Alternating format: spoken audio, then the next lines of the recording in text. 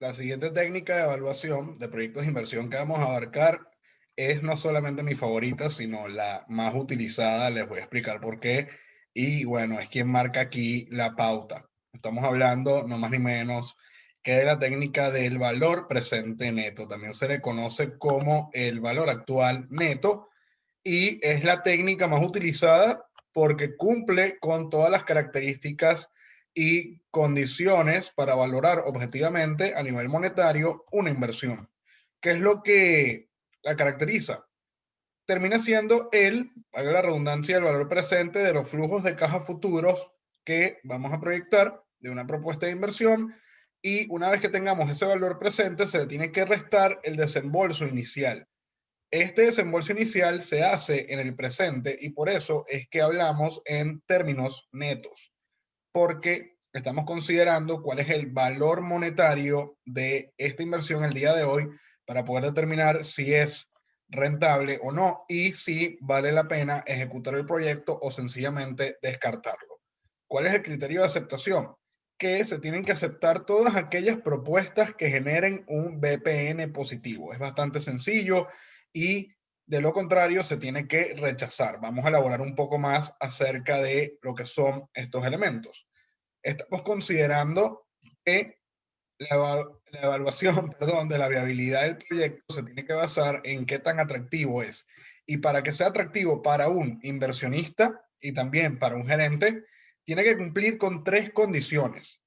Primero, se tiene que recuperar la inversión inicial. Esto es lo más obvio. Hay que cubrir el costo de adquisición.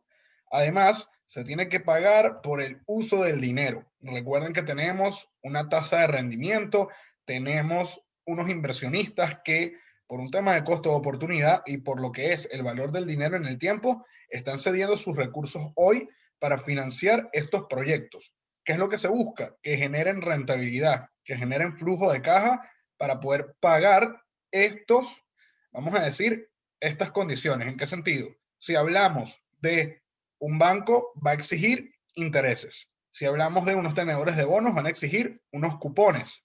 Y si estamos hablando de un accionista, va a exigir ese rendimiento que exige o un accionista preferente o un accionista común. Entonces, claro, tenemos que considerar lo que es la inversión en sí misma, lo que son los terceros que financian la inversión y adicionalmente el plus. Se tiene que generar un excedente porque por un lado quedamos bien si cubrimos el costo, pero la idea es que haya más y se pueda generar valor, tomando en cuenta el nivel de riesgo asociado o asumido del proyecto. Esta tasa de rendimiento que les estoy comentando también refleja el riesgo de la inversión, porque además implica lo que son las expectativas de estos terceros que financian dicho proyecto. Entonces tenemos que preguntarnos, ¿cuál es la tasa de rendimiento que tenemos que usar para descontar los flujos de caja futuros? Recuerden que hemos estado hablando a lo largo del curso que va a depender de los instrumentos financieros. Por ejemplo, un préstamo bancario, como les decía, implica una tasa de interés o una tasa activa. Pero también si tenemos bonos, implica unos cupones que se tienen que comparar con la tasa de rendimiento del vencimiento. Y si hablamos de acciones, tenemos un rendimiento preferente o un rendimiento común. ¿Qué sucede cuando hay un financiamiento mixto? ¿Qué es lo que suele ocurrir normalmente en los proyectos de inversión y a nivel de valoración de negocios? Que tenemos que considerar una tasa de rendimiento global o lo que yo llamo una tasa de rendimiento ponderada. Estas son las fuentes de financiamiento que hemos estado trabajando. Tenemos la deuda y tenemos el capital o el patrimonio, se le llama así. Entonces, para ello, ahora que me estoy dando cuenta, y esto lo tengo que corregir, esto debería ser el costo de patrimonio para no confundirlo con el costo de capital, que sería esta WACC. Les explico. Esta tasa la van a ver en materias de finanzas más adelante, más elaboradas, lo que es su cálculo. Pero, ¿qué sucede? Si nosotros mezclamos las dos fuentes de financiamiento y las ponderamos, esto va a estar en función también de la estructura de capital. Vamos a determinar lo que es una WACC, que es un costo promedio ponderado de capital. También se le llama, bueno, en términos sencillos, el costo de capital, porque toma en cuenta todas las fuentes de financiamiento y además el peso de cada fuente de financiamiento sobre el total. Entonces, esta es la tasa más adecuada para poder descontar flujos de caja para proyectos que tienen financiamiento mixto. Ahora, si hay un proyecto que está financiado 100% con deuda, entonces se descuenta con esta tasa. Pero ya sabemos que un proyecto 100% apalancado puede tener beneficios, pero también tiene unos riesgos y hay que considerar unos límites con el tema del endeudamiento. Y si se financia 100% con acciones, consideramos esta tasa. Pero si mezclamos ambas, entonces tenemos que considerar este valor. Ahora, no me voy a detener mucho en esto, simplemente les doy contexto y para efectos de los ejercicios yo les voy a dar esta tasa. Ya, como les comento, más adelante en cursos más avanzados van a aprender a calcular esta tasa, pero les dejo la interpretación. Esta es la tasa que vamos a utilizar de ahora en adelante y por eso pueden ver, si voy para atrás, que el BPN tiene tres inputs: la inversión inicial, los flujos de caja futuros y esta tasa WACC, que, como les digo, es mixta. Vamos a un ejercicio. Este ejercicio tiene toda la intención de verse tedioso y tiene mucha información que hay que ordenar para poder determinar cuál proyecto es el más rentable. Entonces aquí les pongo una situación genérica donde usted es el CFO de su empresa y en función del presupuesto aprobado por el Departamento de Tesorería debe elegir uno de los siguientes tres proyectos de inversión. ¿Qué sucede aquí? En este caso, como tenemos un presupuesto limitado, no podemos escoger los tres, sino que tenemos que escoger uno y previamente tenemos que evaluar cuál de los tres va a resultar el más rentable a nivel monetario. Por eso tenemos esta técnica. Vamos a ver un poco cómo están compuestos estos tres proyectos. El proyecto 1 consiste en la adquisición de un sistema de información gerencial que va a automatizar los procesos contables. Esto minimiza lo que son los errores humanos y permite automatizar todos los procesos de llevar cuentas por pagar, cuentas por cobrar, seguimiento de inventario, entre otras cosas. Y bueno, implementar estos sistemas no es barato, implica también unas licencias y bueno, tiene un desembolso inicial, todo lo que sería la adquisición, instalación, etcétera, de $20,000.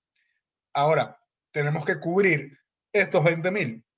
La manera de hacerlo es a través de la proyección de los flujos de caja y considerando un horizonte de proyección. El horizonte de proyección de este proyecto va a ser de 5 años y presenta los siguientes ingresos. Aquí ya les damos toda la información, aquí tenemos todos los ingresos para cada año. Ahora pendiente con el resto de la información. Dice que los egresos que incluyen la depreciación son respectivamente estos que están acá. Entonces lo único que tenemos que hacer en este caso es ajustar la depreciación para poder tener el flujo de caja real. Ahora, el proyecto 2 consiste en adquirir equipos e inmuebles, cuyo desembolso inicial va a ser de $20,000 también. Va a tener un horizonte de 3 años. Yo asumo que cuando pasen estos 3 años quizás haya que cambiar estos equipos y cambiar estos inmuebles y presentan los siguientes ingresos. $30,000 en el primer año. Claro, se generan ingresos por el hecho de que, digamos, la empresa está mejor equipada, por así decirlo. No solamente por ambiente laboral si hablamos de inmuebles, sino también para equipos en la producción. Va a generar ingresos de 30,000 en el primer año y 20,000 en el tercer año. Esto está interesante. Siendo los únicos egresos en efectivo, pendiente con esto, porque estos son los egresos reales de 5,000 en el primer año y 10,000 en el tercero. Pasa algo en el segundo año que vamos a inferir. El proyecto 3 consiste en implementar una serie de cursos y entrenamientos para los empleados con un desembolso de $18,000. Esto es algo bastante preciso porque va a permitir tener recurso humano más capacitado. Se va a presentar un horizonte temporal de 2 años, se van a presentar estos cursos y se van a actualizar por este periodo y presentan flujos de caja de $10,000 para cada año. Esto es algo más fácil porque ya les doy el valor de los flujos de caja totales. Ahora, considerando los tres proyectos y un costo de capital del 12%, independientemente del proyecto que se escoja, este va a ser el rendimiento exigido. ¿Cuál proyecto escogerías utilizando el método del BPN? Ok, ¿qué vamos a hacer? Yo lo voy a plantear a nivel de fórmula matemática y posteriormente en Excel les voy a mostrar la estructura de los presupuestos para que lo tengan más ordenado y podamos llegar a los mismos resultados. Vamos con el primer proyecto.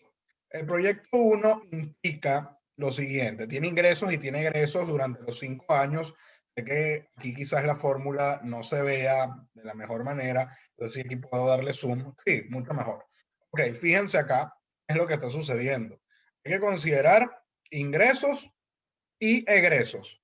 ¿Qué sucede? Que en cada caso, como pueden ver, estoy ajustando la depreciación, como les había comentado, porque estos costos o dentro de estos egresos ya está la depreciación incluida y yo lo que hago simplemente cada periodo es hacer el ajuste y tengo los flujos de caja. Ahora, ¿qué sucede? Ya no sé por qué la mano como que se va.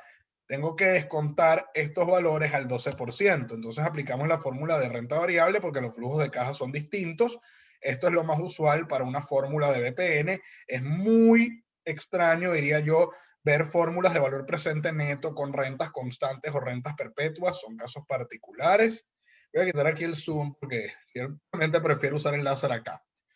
Y la idea es, bueno, calcular los flujos de caja, descontarlos en el tiempo y comparar este valor con la inversión inicial. Como pueden ver, ya tengo todos los flujos de caja en el mismo periodo o unidad de tiempo y tenemos un BPN positivo porque la suma de todos estos valores actualizados, cuando le resto la inversión inicial, me genera un excedente de 17.342,01. Pero el trabajo no termina aquí porque necesito calcular el BPN del resto para poder ver si por casualidad el proyecto 2 o el 3 supera el primero. Pero por ahora tenemos un buen contendiente porque tenemos un buen excedente que podemos reinvertir o podemos pagarle a los inversionistas, entre otras cosas. Eso ya son decisiones más gerenciales.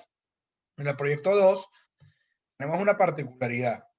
En el año 2 no hay flujo de caja, sino que simplemente se genera valor en el año 1 y en el año 3. Además, algo que podemos ver es que los egresos ya son en efectivo, no hay que ajustar depreciación de ningún tipo. Y bueno, estos dos valores se comparan con la inversión inicial. Ahora, cuidado, no vayan a cometer el error de, por el hecho de que aquí no hay flujo de caja en el año 2, no pongan 2 acá.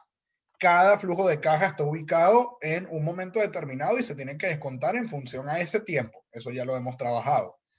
Y podemos observar en este caso que a pesar de ello, este proyecto genera valor agregado.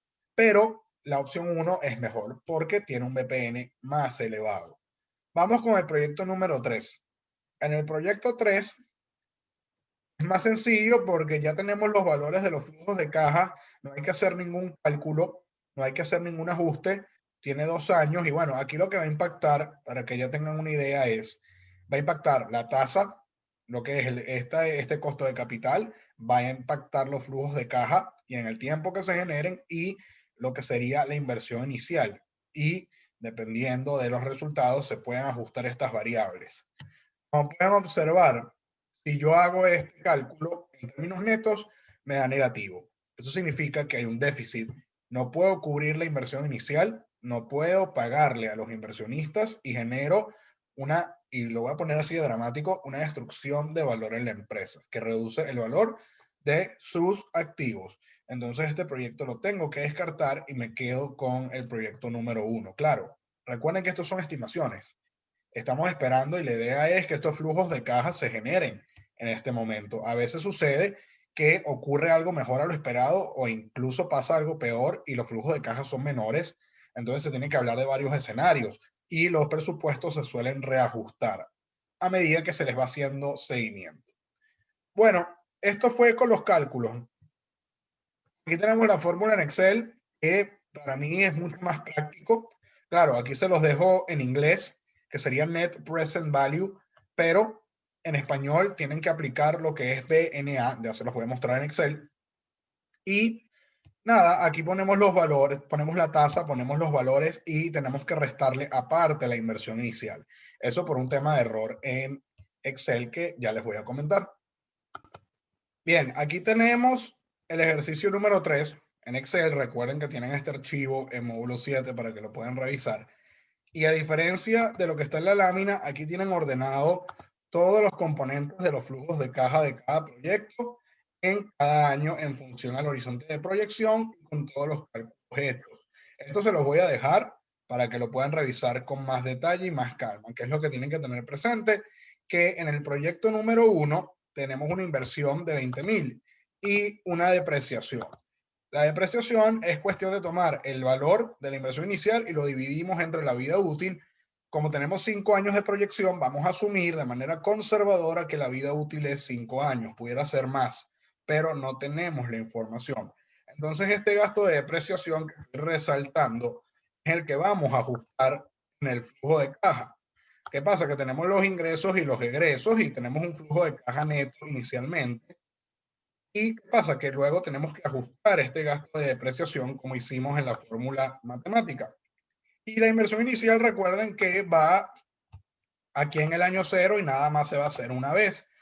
Y tenemos los flujos de caja totales, que cuando aplicamos la fórmula de valor presente neto, considerando una tasa de costo de capital de 12%, tenemos valor agregado. ¿Cómo hacemos? Bueno, en español lo ponemos como BNA, y si tienen Excel en inglés, aplican la fórmula que yo voy a usar acá de NPV.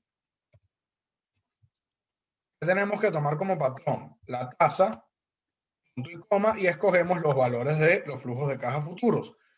Tenemos que ignorar la inversión inicial y la tenemos que sumar. Ojo, ya va, digo sumar porque esto ya está negativo. Si esto estuviese positivo hay que restarlo, evidentemente, pero hay que poner esto por separado para que nos dé el valor que tenemos en las láminas.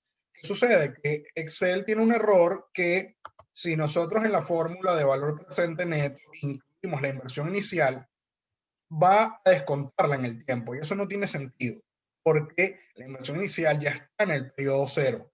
Entonces ven cómo el BPN va a dar menor, pero es un resultado que no es correcto. Aquí podemos ver que el proyecto es viable, puse aquí el condicional para que si es mayor a cero me diga que sí y efectivamente sí es rentable. ¿Qué pasa con el proyecto número 2? Y aquí voy a agilizar un poco el paso.